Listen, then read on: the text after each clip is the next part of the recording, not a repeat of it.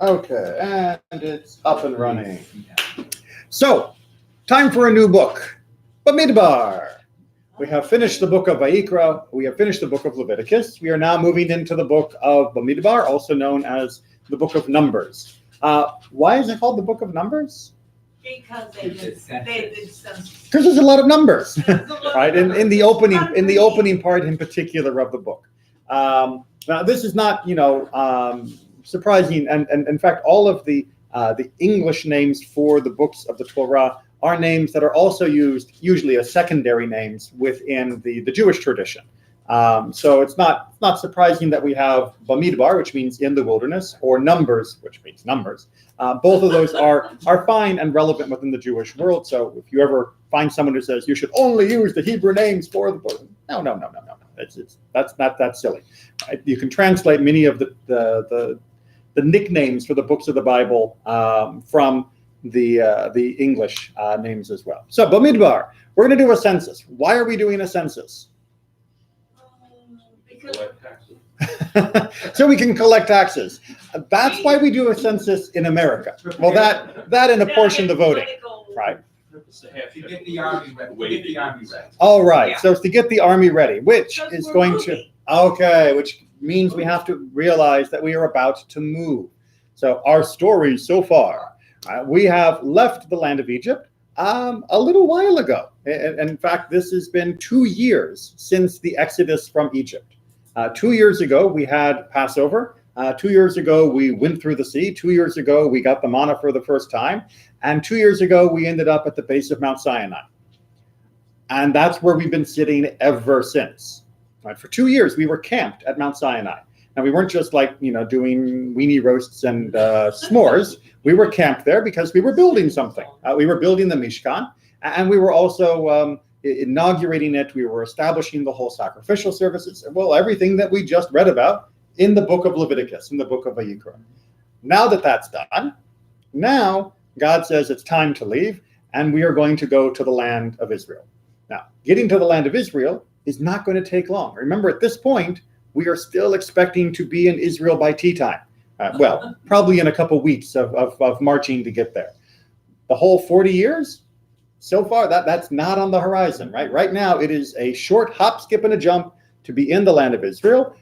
And we know that there are going to be some people in the land of Israel who are not happy to see us coming home. And that means if we were about to get into that, we're going to need to be ready. We're going to need to have our army ready. And to have an army ready, you need to know who you have in your army.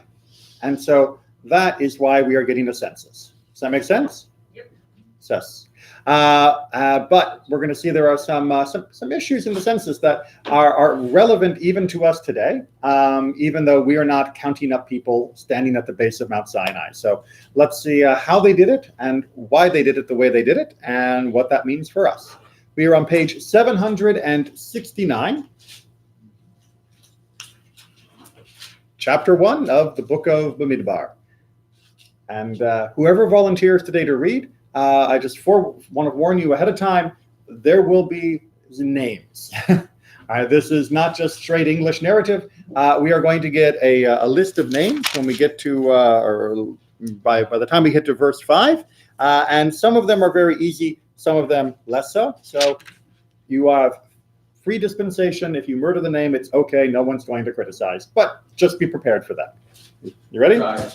Okay. On the first day of the second month, in the second year following the Exodus from the land of Egypt. All right. So what's the second month of the year? That would be May. Correct. ER. Exactly. It would be the month of ER. The Lord spoke to Moses in the wilderness of Sinai in the tent of meeting, saying, from Simeon, Shelumiel, son of Zuri. Oh, I think you skipped. Take a census. There we go. I'm getting ahead of myself.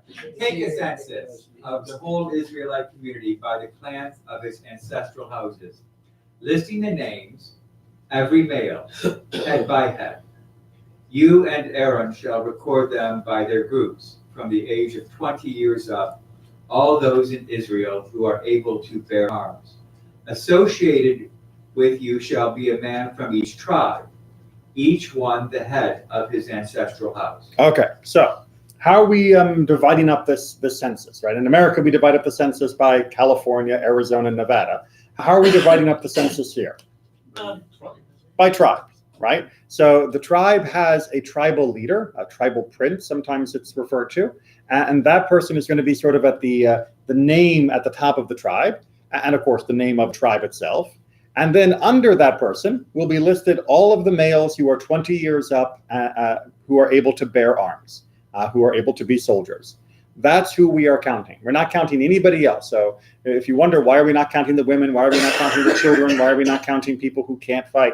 It's because this census is a roll call for the military. This census is not just who's living with us. They weren't asking that question. So if you don't ask that question, you don't get that answer. They only want to know, how big will the army be? Because we're going to need it really, really soon.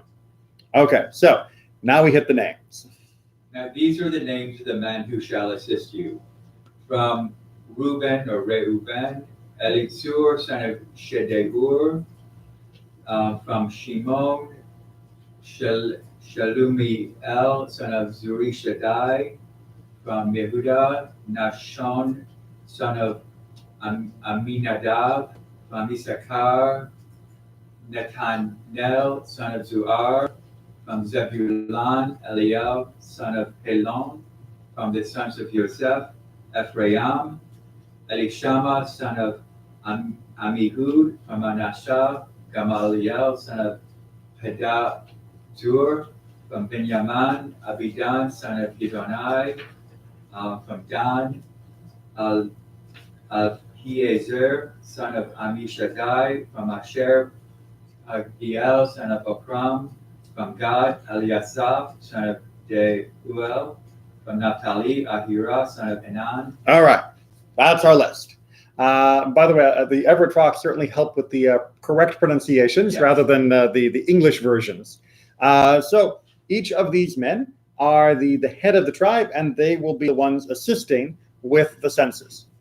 How are they assisting?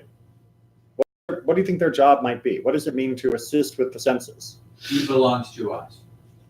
So if someone shows up and says, yeah, I'm a Gadite, right? I'm part of the tribe of Gad. How do you know? I mean, is it like, stamped on the back of the neck? No. Right? So how do you know who's from which tribe? It's like, is each tribe look different? Do we all have like different color hair, different shaped face? They've already been living in their tribal little neighborhoods around. Presumably, we don't have the official camping by tribe yet. That's happening next. But we kind of believe that there was a persistent tribal identity even during our servitude in the land of Egypt. Right. That people were still, I'm from the tribe of God, even though I've been a slave now for 100+ years. And that means that they were still aware of their tribal affiliation. But the question here is, how is anyone else going to be aware of their tribal affiliation? So these are the leaders. They're the ones who will verify. And that's the idea, right? It's they are the ones you will verify. It'd be like someone coming to me and saying, Rabbi, Mr. Shapiro, was he a member of your shul?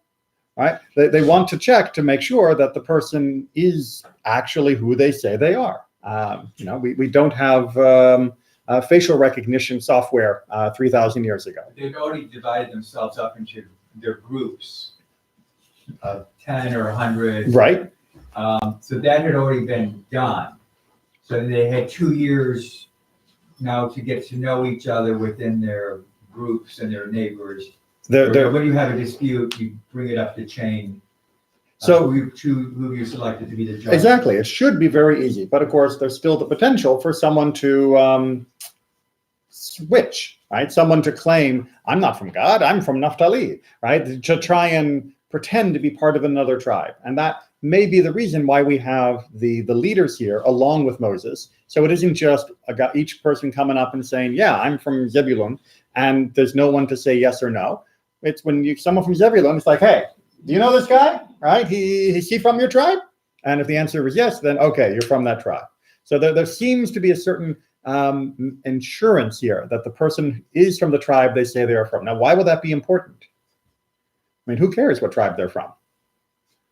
Because Well, later, when they get into the land, you're gonna have allocations according to tribe. Allocations, right? So, and not later, imminently, right? Yeah. Remember, they don't know 40 years is going to be between them and the land. Right. They're They- expecting to enter the land, fight for the land, settle the land, and be allocated territory by their tribes. And so if you have somebody who is claiming to be from a tribe they're not, they are essentially stealing land from another tribe. And you're also gonna see that they have to figure out how to move this mass of people. Oh, yeah, how to march is a great logistical problem. Right, All right. and the tribe thing fits into there. Yes, exactly. You march with your tribe. All right, let's keep going a little bit more. So these are the ones these are the elected of the assembly, the chieftains of their ancestral tribes. They are the heads of the contingents of Israel. So Moses and Aaron took those men who were designated by name, and on the first day of the second month, they convoked the whole community who were registered by the clans of their ancestral houses, the names of those aged 20 years and over being listed head by head. As the Lord had commanded Moses, so he recorded them in the wilderness of Sinai. All right. We're not going to go into the rest because now we're going to get into the nitty-gritty details. But I do want to draw your attention to a very important and confusing word, which is in verse 18. It says in the Hebrew that the entire on the first day that the entire assembly is going to be convoked and be brought together, and v'yit yaldu al mishpechotam, v'yit yaldu. All right, so I'm sure that most of you who have learned any Hebrew at all probably learned the word yeled. Oh, that's not a chapsafit, that's supposed to be a dalet, right? Have probably learned the word yeled or yelda in the feminine form. And you remember what that is? Boy, right? This is a boy, a child, right? And it comes from the idea of giving birth, right? This is that which was born. It's a yeled. Yeldu comes from the same root, but it is a really odd kind of word. And here, I believe the translation they're trying to use is registered by the clans of their ancestral homes. They're saying that this root from the word yeled has something to do with being registered here. In fact, translates this under the entire community they assembled on the first day of the second new moon. They declared their lineage, declared their lineage according to their clans by their fathers' houses. Okay, so we'll see whether any of the commentators support Fox's translation. Written records of people as far as relatives tribes that we know of that they When? like At this point? Yeah. Well, that's going to come up in our commentary, is Okay. whether or not there were written records. That will be precisely where we're headed. So you are one step ahead of us. Okay. All right, so we're on the page that begins with the phrase "they brought." We're starting off with Rashi because Rashi is usually a good place to start. They brought the records of their pedigree and witnesses to confirm the prevalent presumption regarding their parentage, so that each might establish his pedigree with regard to the particular tribe. Right, so Rashi is reading this v'yit yaldu as being they declared their pedigree, as Fox translated it, but not just declared it, that they brought written proof. Because what does it mean to declare your pedigree? Is it just to sit there and say, I am so-and-so, son of so-and-so, son of so-and-so? Rashi's arguing, no, that's not what they did. They said, I'm so-and-so, son of so-and-so, son of so-and-so, and here is my family tree, and here are witnesses that will tell you that I am who I claim to be, right? That they brought evidence from other members to prove that they were who they said they were, and that they brought this sort of family tree passport, if you will, that showed that they went back. Now, it might feel a little odd that people would have a family tree passport that goes back. Well, how far would they need to go back? 400 years. How many generations? Um, How many generations in an average 400-year genealogy? 12. Right. Yeah. How many generations between Levi and Moses? Because we've got his pedigree perfectly mapped for that. Isn't it about 3? 3. 4. Yeah, there's like 3 in between. Exactly. They So- let it go very long. Which is, no, they didn't, which is one of the reasons why when we've discussed the 400-year idea of being in Egypt, we found that our tradition absolutely Right. does not say we were in Egypt for 400 years. Right. That the 400 years began with Isaac's going down into to the border during the famine with him and Rebecca. That didn't begin the clock. And so it wasn't 400 years from Joseph, it was 400 years from Isaac, which is why you only have a few generations, because if you add up the ages of Levi and all the people in between going up to Moses, even if they were having the baby on their last day of life, you wouldn't have 400 years, Right. right? So we only need a few generations to go back to the actual founders of each tribe. So it's not like they're going to have to bring the family tree that stretches out for 400 years worth of history. They only need to bring a family tree that goes back like 3 or 4 generations, depending upon how old they are at 20 years old. But the idea is that Rashi says that they have documents, that people have been keeping lists of who married who and who the babies were, and then who that baby married, and so on and so forth. So each person would have their family tree. Does anyone here have their family tree that goes back 4 generations? I know you do, yes. 1, 2, 3. Right, so only half of you. Wait. So only less than half, right? Less than half of you would be able to match this criteria. Less than half of you would be able to say who your great grandfather was if you were, say, like 25 years old. No? What would happen? Makes you a little bit suspicious. We're going to come back to that question as we get a little bit further in. But that's Rashi's opening salvo. Everyone had their own little passport of family tree. Onward. Rashi was obliged to explain so because the word vayit yaldu is from the reflexive hayal construct. Thus, Let me just explain a little bit of the grammar terms that just got I know used. what reflexive verbs are, but Well, so in Hebrew, you actually have different what are called binyanins, constructs, for how you conjugate different words. And some of you may know that in Hebrew, we use root letters, where the yud, the lamed, and the dalet would be the 3 key letters. And then you play with the vowels and sometimes prefixes and suffixes to let you know if it's past tense, future tense, if it's passive voice or active voice, or if it is reflexive. But reflexive is kind of weird, right? It's one thing to, reflexively examine oneself. But as Siftei Chachamim are going to point out, that seems kind of odd if you apply it in this case. Keep reading. thus, according to its simple meaning, as a term of giving birth, it would imply that they caused themselves to give birth. Right? If you reflexively birth, then it's and then they birthed themselves, which what? Right? If you were just to read Vayit Yaldu on its own and didn't have any context or any commentary, you would be left scratching your head going, how does one reflexively bear themselves? How do you born yourself? That just verbiage doesn't seem to work. Not just that it's like no English version that's equivalent.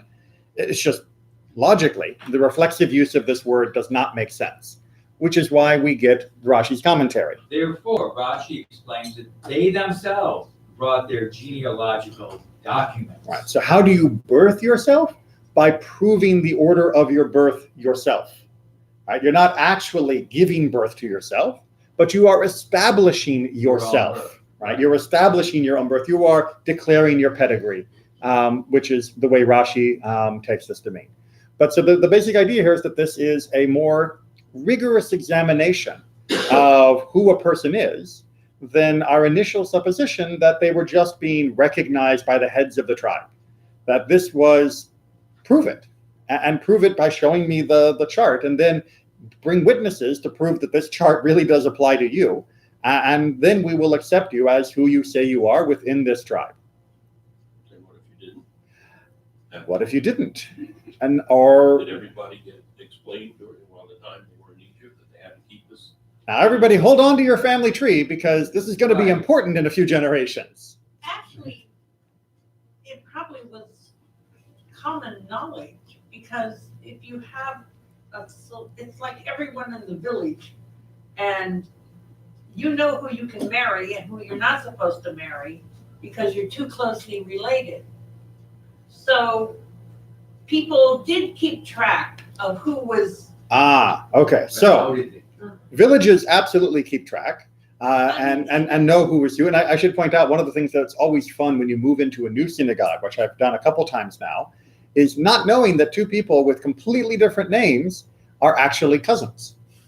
And it's like, you didn't know that they were cousins, or you didn't know that they were second cousins, that they had, shared a great grandparent, or this one married that one, but now they're divorced and then they remarried into that other family. Yeah, that's hard. You don't get a family tree when you show up at a synagogue, which, by the way, I think is the biggest oversight. If you're ever on a search committee for another synagogue, because I plan to stay here, but if you're ever on a search committee at another synagogue, tell them that once they hire the person, to make sure they give them not only the roster of the congregants, but the family tree of the congregants, if there are important connections among different members. It would be very helpful in those first few months. But the question is, why else do we want to keep track of who was married to whom and who had which babies? It's partly so that you don't end up marrying your sister, which I think most of us could avoid pretty much easily, but also so you don't end up marrying people who you're not supposed to marry. Who are we not supposed to marry? Kohanim. Well, Kohanim can't marry certain people, as we talked about a few weeks ago. Yeah. Mamzerim, Oh. right? If children are mamzers, which is often erroneously translated in English as a bastard, if children are a mamzer, which means they are a child descended from an illegitimate union, either incest or adultery being the most common ways of this coming about, then they are not allowed to marry in. So if you have your pedigree and you try to show that, yes, I am so-and-so descendant of so-and-so, and someone says, no, you weren't, that wasn't your father was the milkman, and everybody knows this because your dad was, on a sailing voyage or whatever for 3 years, so that's kind of impossible for him to be your dad. That person is now, their little booklet goes in a different pile. And yes, they're still part of the tribe, but as far as marriage and connection, there are problems, which is going to be where we're headed next. The Torah announced that the Israelites assembled on the very day the instructions were issued. This is proof that everyone was equipped with a book showing who he was and who his father was. The people did not have to go and look for corroboration of their family status by looking for witnesses, etc. This is what the Torah meant by the word Vayit Yaldu, being written next to the words on the first of the second month. Right, so Or HaChaim is going with the idea that it looks like God gave us this instruction, and it happened on that day. And the only way you could get the identities of all of the thousands and thousands of people confirmed on that day was if everyone had already got the information in advance, because everyone had been careful in keeping the information. So he's using the phrasing of this verse as proof that indeed people must have been keeping accurate records and had them ready to go. Now, the idea of whether or not a community has been vigilant in maintaining its lineage, maintaining its question of the pedigree of the different members of the community, or whether it has not been vigilant, is one that often plagues many societies, and one that in Judaism has come up again and again at different times in our history. Most famously during the time of Ezra, when there was the return from Babylon, and you had a whole group of people that didn't accept the other group of people, because the people who were still here probably had been mixing with people they weren't supposed to be mixing, and the people who were coming back had been keeping themselves very unmixed because they were in exile, and there was a big clash between those two different groups. And we may be seeing a similar statement here, that a true community should be keeping track of who's who, where they're from, and what's what. And if you don't have those records ready to go, how do we trust anyone who they say they are, and that you're not all a bunch of suspicious mamzerim, perhaps? That seems to be the implication of Or HaChaim. Now, Sforno is going to try to explain why we care about this at this moment. Seeing the purpose of the count was to know who would have to join the ranks of those going to war. It was important to have genealogically pure men, not any who were the product of forbidden unions. Knowledge that they were the children of unblemished parentage would protect them when exposed to the dangers present in any war and battle. We find a similar thought expressed in Kiddushin 76, that The credentials of people recorded in the King's Register need not be investigated any further. There we also find the statement that the Shekinah does not rest protectively except over genetically pure family. That should be more genealogically, sorry. Okay, genealogically. Yes. So the idea here is not genes, but genealogy, meaning your ancestry. So what Sephorno is saying here is that if you are a suspect person, then you cannot expect the same level of protection when you go out to fight. Right? God's not just protecting everybody. Right. God's protecting the real Israelites, the real descendants, not the mongrel people who have come from these incestuous or adulterous affairs, who should never have been born because they were born because of this horrible problem of their family committing these very grave sins.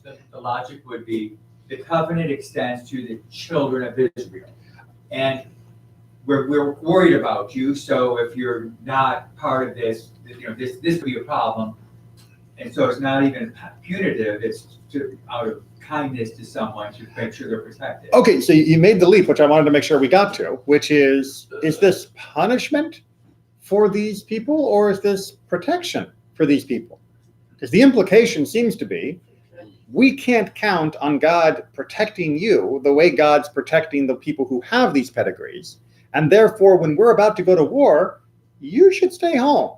Because when the arrows go flying, we may be protected, but they're going to hit you. And therefore, just stay home, you little mamzer. And that way you won't be in harm's way. But it's not only that, because as we see multiple points in the Tanakh, as well as the rest of the rabbinic literature, the fact that there are people who would be injured, attacked, and then would flee the battlefield becomes a major problem, because those who run away take the hearts of their comrades with them. And so the idea that there would be some people who are vulnerable puts all of the army in a vulnerable position, because now the entire army could have its ranks decimated because of these people who shouldn't have been there in the first place, and now the rest of the army is going to have its morale shattered, and the battle is lost. So yes, it is protective of them in the sense that they're not getting additional protection because of their questionable status, but it's also protecting the greater army because it's keeping these people who would be so vulnerable from melting the morale of the rest of the troops. But their lives would also be more in danger. Oh, absolutely. But because their lives are in danger, they put everyone else in danger too. It's like if somebody was walking into battle and they had, sticks of dynamite strapped to them, you'd say, you know what? Stay home. Not just so you don't blow up, but because if you blow up, the rest of us might blow up too. So it is both protective of them as well as protective of the rest. And this sense of how much is our genealogy make us vulnerable or invulnerable is a question that, again, has been toyed with over time. And indeed, you can maybe begin to see why some communities, even to this day, toy with questions of genealogical chauvinism, of, what's the yichus of this family, right? Does this person come from a good line? Can they trace their family back to a famous rabbi? Apparently, it does matter, at least at this level of discussion. We're seeing how that could go. Good. People feeling moderately uncomfortable? Good. Good. As you know, I want you to always feel a little uncomfortable, because if you're not uncomfortable, you're not paying attention.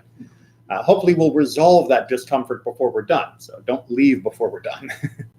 All right. Shall we move on to Or HaChaim again? Ramban does not agree that there was a need for documentation of their status, but claims that when each Israelite brought his half shekel, he announced who he was and to which tribe he belonged. Moses placed the shekalim of each tribe in a separate box so that he knew how many members each tribe numbered. All right, so he begins, Ramban, or by Or HaChaim, says, no, we weren't bringing passports of family trees. The guy showed up and he said, I'm from God. Okay, dink, your coin goes in the God box, and now we know how many Gadites there are. We don't need to believe that they had their own little passports of family trees. However, he does continue. Perhaps the reason that at this point it had become necessary to produce documentation plus witnesses was to foil the attempt of any mamzer who was aware of who his father was and who would produce a book listing his father's prior pedigree, claiming to be a member of that tribe based on information provided by his mother. Right, so you maybe did still have a need because the mamzer could show up and say, my dad is Mr. Milkman. And if people didn't recognize that that had been an adulterous affair, then he would just be in Mr. Milkman's lineage from then, and that would have normalized his status. And since the Torah tells us not to normalize the status, and that's a whole nother separate class of how mamzerim are treated by Jewish law, but we'll suffice for the moment to say that if you have an absolute uncontrovertible case of somebody who is a mamzer, then we wouldn't want them to slip through the cracks this way. So maybe Or HaChaim teases out, not necessarily primarily or even absolutely the way Sforno was arguing, but maybe this was also a chance to check a few people's lineages to see if there was anyone trying to slip through the cracks. All right, but that is not the only way to interpret it. In fact, Ibn Ezra and Chizkuni interpret it slightly differently. Another interpretation of this word. And this is our good word, Vayit Yaldu. They asked their parents for details of when they had been born in order to determine if they had been 20 years old at the time of the Exodus. All right, so this may sound surprising, but your birthday is the same day as the day you were born. Bet you didn't know that. No, of course, we take it for granted, right? Because everybody here, I'm sure, if I were to ask you, what's your birthday, could tell me. You can't tell me who was your great-great-great-great-grandfather, but you all could tell me what your birthday is, right? And all of you could tell me not just the birthday, but you could even tell me the year if you were so inclined to share that information. But you all know what year you were born, right? In your heart of hearts, whatever you've been telling people, you actually do know the year you were born, and you know what day you were born. That has not always been the case in human history, right? Throughout human history, people did not always record exactly when a child was born. And there were a couple reasons for that. The most important and saddest was because most children didn't live long enough that it mattered.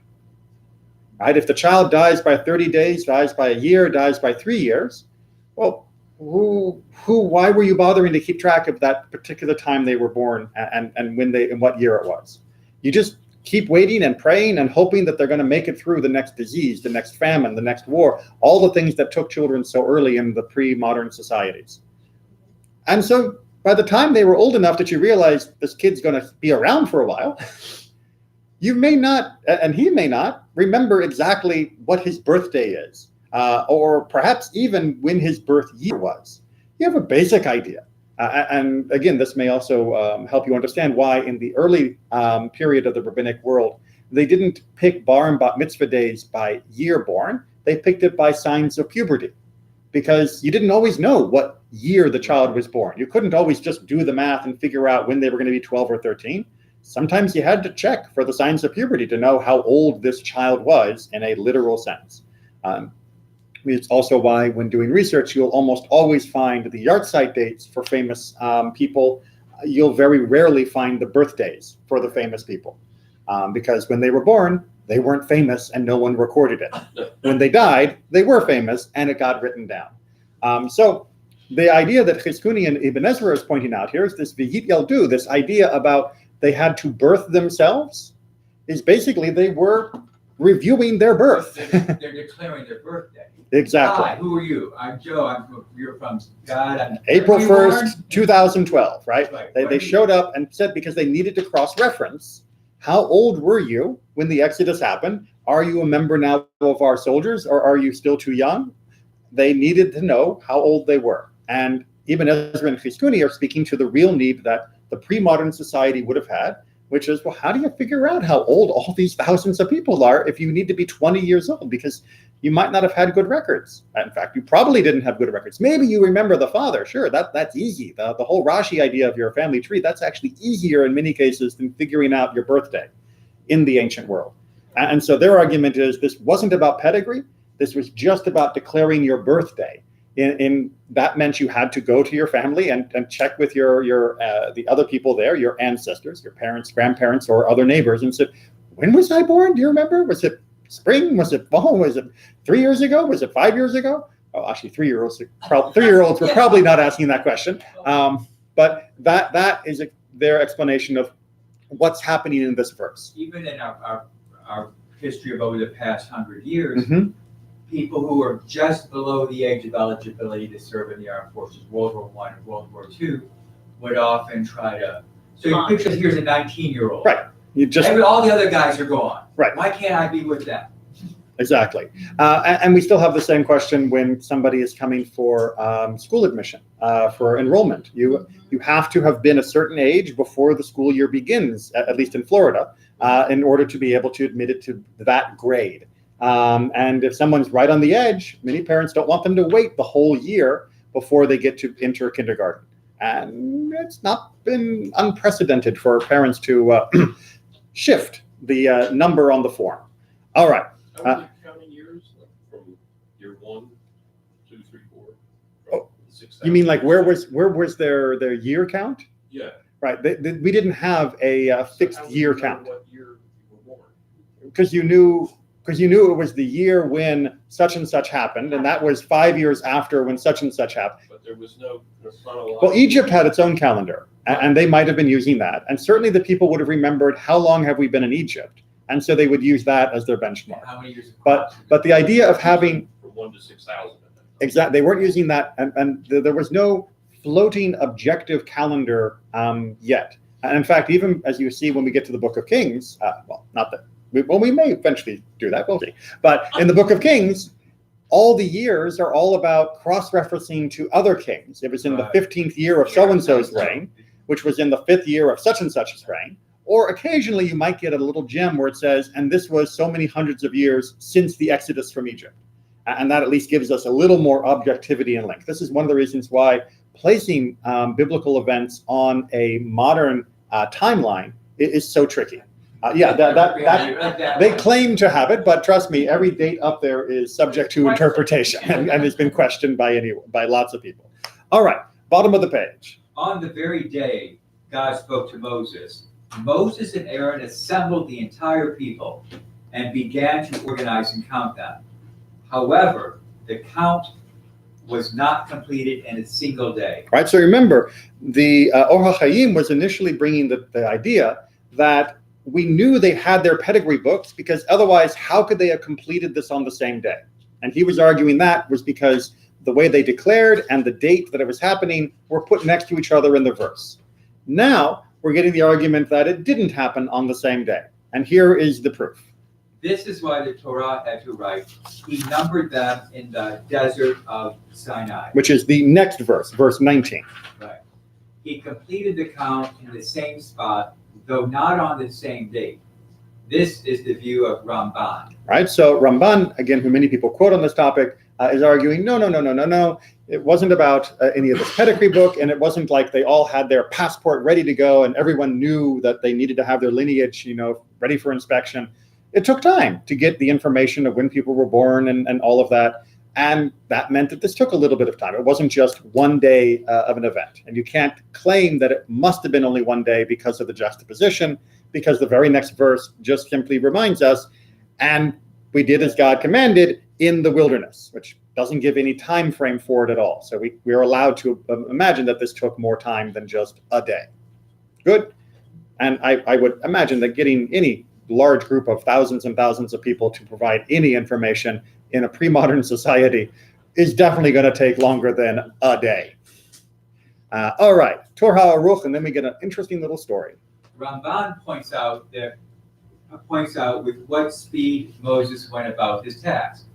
In taking the princes on the very day he had received the instructions from God, he assembled the whole community and began the task of taking the census.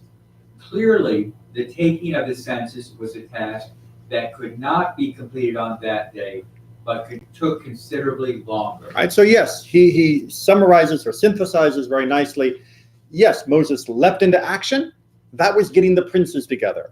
But the actual census, that took real time. And so he is putting together both of those different opinions, that you shouldn't think that it was too fast, but you also shouldn't think it was too slow. Make sense? Okay. So how are we still feeling about this whole idea of pedigree and of cross-checking family trees and checking up on the ancestry of each other? We're still a little vaguely uncomfortable, because after all, some of the commentators seem to think that was a really big deal. And yes, we found an alternative way to interpret these particular verses. But the idea of questioning someone's pedigree, well, it still is a prevalent concept within Jewish law. I mean, to this point, if someone comes to me and says, Rabbi, I'd like to get married, and this is my betrothed, I have to ask both of them, are you Jewish? I do have to do a modicum of investigation to make sure that what they're giving. Now, do I demand 4 generations worth of passports? No. Most people do not have that. Most people who could have even had that have lost it because of the destruction of our people around the world in different communities, whether it be from the Holocaust or whether it be the expulsion from the Arab nations. Most people don't have 100 years worth of family documentation anymore. So it's simply not likely to happen. But is asking even allowed? Right? What happens to a community where that kind of thing becomes prevalent?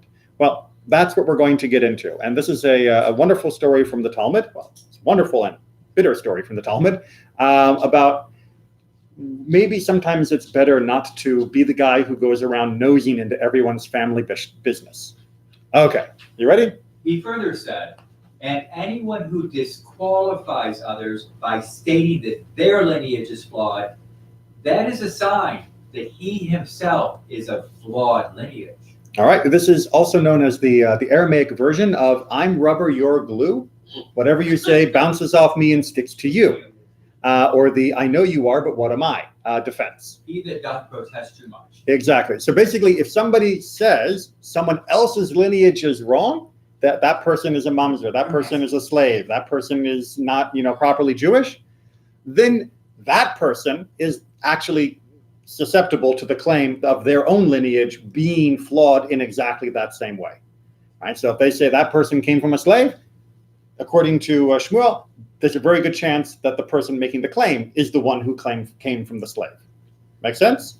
He goes on to also give one other indication. Another indication is that he never speaks in praise of others. If you want to know who has a suspect lineage, it's the person who never has a nice word to say about anyone else. And Shmuel says, if one habitually claims that others are flawed, he disqualifies himself with his own flaw. All right, so this is the general rule that the Talmud is talking about of if you are the one who is going out there bad-mouthing other people's lineages, or at least even just not having nice things to say about other people, then chances are you are susceptible to whatever claim you are making against others, that you are the one who most likely has the flawed lineage. And now we're going to get a story on this. There was a certain man from Nehardea who entered a butcher shop in Pumbed Kita.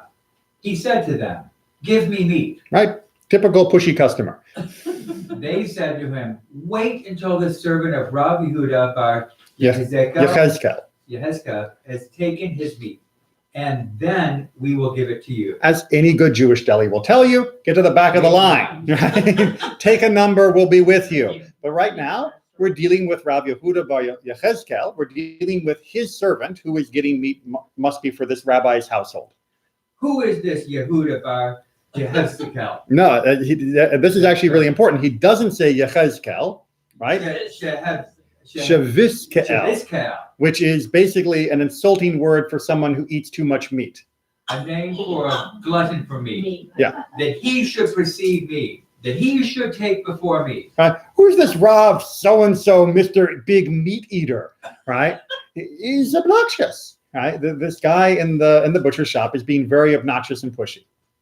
They also said to him that the same man was in the habit of calling people slaves.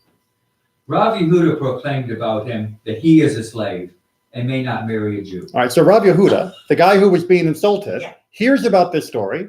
He excommunicates him and says the guy must also be descended from a slave, and therefore he cannot marry a Jewish person. Just by his nasty attitude? Well, because what was the nature of his nasty attitude? he was calling into question someone else's status, right? And he was in the habit of doing this apparently. And so Rav Yehuda gets his own back by saying, if this is the one who goes around calling other people slaves, he must be a slave, and therefore no one can marry him. Little rough?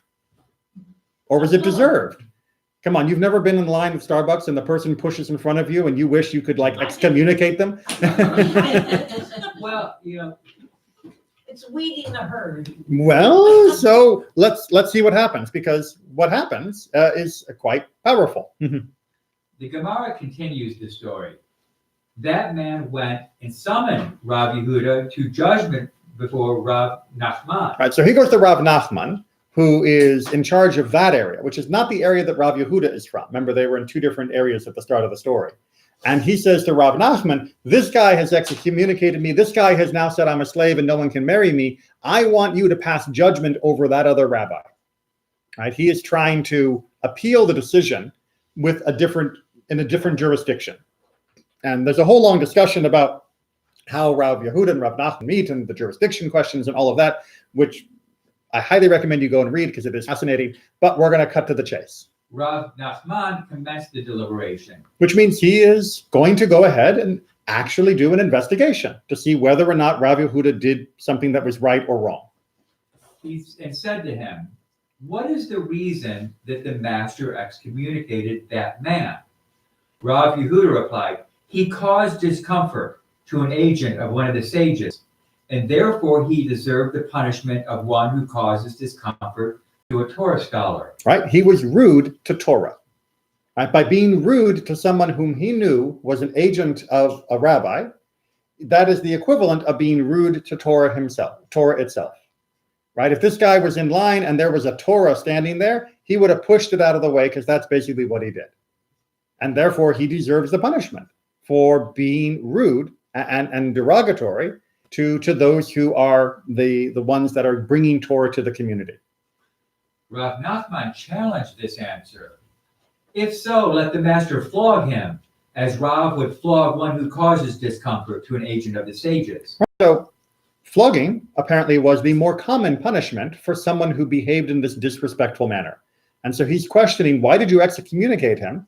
You should have flogged him, which would have been worse, right? Because being whipped in a painful fashion is certainly worse than excommunication. However, Rav Yehuda sees it differently. Rav Yehuda responded, I punished him more severely than that.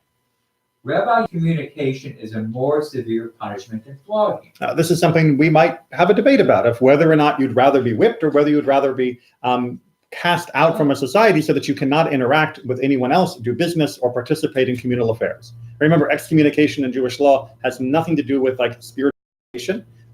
Excommunication means you are excommunicated from the community, right. not from God. So who, if you get sick, who's going to help you? Where are you going to go for help? What butcher is going to sell you meat? So you literally would starve to death, or you could almost. It usually did not end up with being fatal consequences. But it's but it was a social. It's like kicking your kid out of the house versus giving him a smack. Well, more than a smack, right? Flogging was not a gentle process. Right. For those who studied Makot when we did that in Mishnah class, there were very strict rules of how much pressure you use in the whip. It's not just, it had to be an actual lash that was happening. So, but each of us might have our own opinion on which is the worst punishment. However, the investigation goes on. Rav Nachman further inquired, what is the reason that the master proclaimed about him that he is a slave? Because remember, the excommunication was only one aspect, and that was just for being rude. But he also, not excommunicated, he also proclaimed that the guy was a slave, thereby ruining his marriage prospects. Rav Yehuda said to him, because he is in the habit of calling people slaves, and it is taught, anyone who disqualifies others is of flawed lineage. Another indication is that he never speaks in praise of others. And Shemuel said he disqualifies with his own flaw. Right, so Rav Yehuda quotes our opening text. That was the introduction to our story, right? Of the I'm rubber, you're glue defense, if you will. And saying this guy's always insulting other people, therefore clearly he is the one who is truly flawed. And that's why I said he was a slave and proclaimed that no one could marry him. And Rav Nachman Well, Nachman retorted, you can say that Shmuel said this only to the degree that one should suspect him. But did he say this to proclaim about him? He says, I don't think Shmuel said that you actually got to make law based on the he who smelt it dealt it defense. Right? I think what Shmuel was saying is that if somebody is always insulting someone else's lineage, that you can suspect that the person has a flawed lineage and maybe investigation is warranted, but not that you get to just blanketly say, wow, he's always calling people a slave, he's the slave, and make it stick as opposed to make it a suspicion. So in the end here, and the conversation goes on at a few other levels, but at the end of our part for today, there is a very interesting balance or tension. Yes, lineage is important. We see that in the Torah. We see that throughout our history of knowing who is and is not. Different sections and communities has land implications. It has marriage implications. It's rather important, and we do pay careful attention to it. On the other hand, paying stigmatizing attention to the point where you are humiliating, shaming, or insulting someone else also seems to be problematic because it can backfire on you. On the other hand, the backfiring onto you could also be an overreaction, that you're not allowed to call someone a slave just because he called a bunch of other people a slave, because that also is probably not a warranted accusation on that person's lineage without investigation. So what we get is this wonderful furball of different tensions, that we need to be careful with who we are and the lineage of our people. But we also need to do it with such delicate tenderness of investigation or checking that we are not at any point tripping ourselves up on insulting others, on saying bad things about others, or casting them into doubt within the community, because then we have indeed inflicted a wound that may have been totally unnecessary. So you can see why the commentators were debating about exactly what was happening as we just left Egypt. We've just left Egypt. We've just come out. We've just built the Mishkan. We've just gotten so much of the commandments. We're ready to go into Israel. Is this really the time to tear ourselves apart about who is a Jew and who's not a Jew? And who's the right kind of Jew and who's the lesser kind of Jew?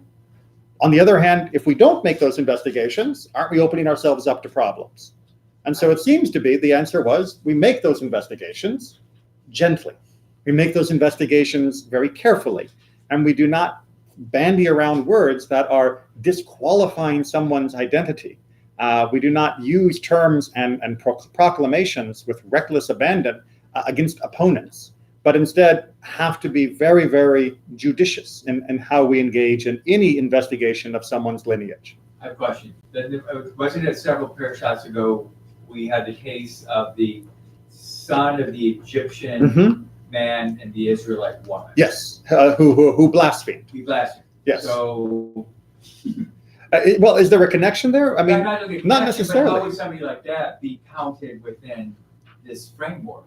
So there was a question of that, and that's really a much longer discussion of somebody who comes from a legitimate Jewish background, but outside of the tribal affiliation of how they fit into the land allocations. Jewish nation, but not a tribe. Right. That gets much more complicated. It mostly has to do with either the mother's affiliation or the marriage affiliation that is established between that person and a recognized member of a tribe.